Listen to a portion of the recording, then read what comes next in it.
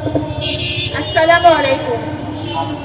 আজকে এখানে দাঁড়াতে আমাদের প্রচন্ড কষ্ট হচ্ছে। আমরা সবাই এই নারকীয় ঘটনার একটা সুষ্ঠু বিচার এবং সমাধান চাই। আপনারা সবাই জানেন আসিয়ার কথা।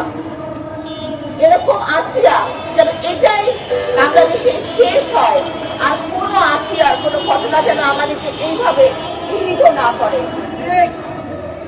নারীর প্রতি যে সহিংসতা, ডোমেস্টিক ভায়োলেন্স, সোশ্যাল ভায়োলেন্স হয়ে যাচ্ছে, আগেও হয়েছে, এখনো হচ্ছে। আমরা এর বিচার চাই।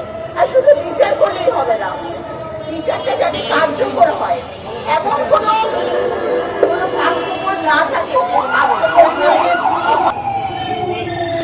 শুধু আইন শৃঙ্খলা পরিস্থিতির এমন একটা অবস্থা করতে হবে যাতে এরকম নৃশংস ঘটনা করতে গিয়েও মানুষ কেঁপে ওঠে, এবং আইনের শুধু বাস্তবায়নটাও জরুরি। এমন কোনো পার্থক্য রাখা উচিত না যে একটা দণ্ড দেওয়া হলো আর অপরাধী খুব সুন্দরভাবে আইনের ফোকর বলে জামিন দিয়ে বের হয়ে চলে গেল।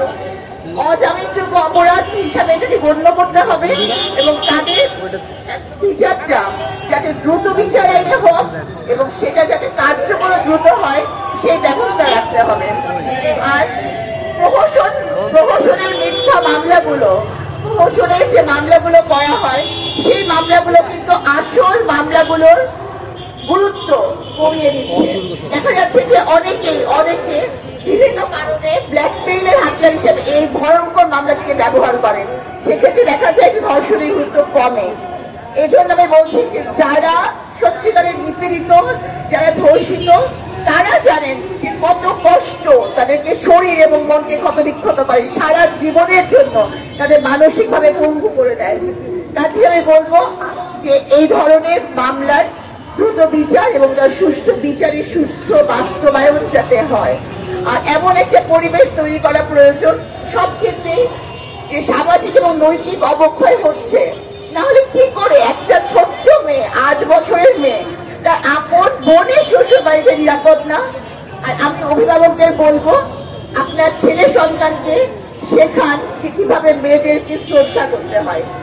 আর মেয়ে সন্তানের মা, কন্যা সন্তানের বাবা মাকে বলবো যে আপনার সন্তানকে দিয়ে, আমি আবার বলছি, আপনার সন্তানের ব্যাপারে কাউকে বিশ্বাস করবেন না, কাউকে না।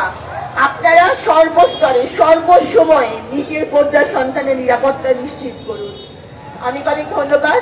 এবং আমরা যেহেতু আপনারা জানেন আমাদের তারুণ্যের অহংকার তারেক জিয়া এই পরিবারটির পক্ষে আছেন, আর আমরাও ইসলামের পুরো পরিবার আসিয়ার সাথে আছি সব সময়। শুধু আজকে না, এই সময়ের জন্য না, সব সময়ের জন্য আমরা আসিয়ার সাথে আছি। ধন্যবাদ। পৃথিবীর বিভিন্ন দেশে ধর্ষণকারীদেরকে শিরচ্ছেদ করা হয়, ফাঁসি দেওয়া হয়। আমরা এই জিয়া সাংস্কৃতিক ফোরাম থেকে সাংবাদিক ভাইদের মুখে বলবো যে বাংলাদেশে যদি আর কোন শিশু ধর্ষণ হয়, সেই পুরুষত্ব যাতে কেটে দেওয়া হয়।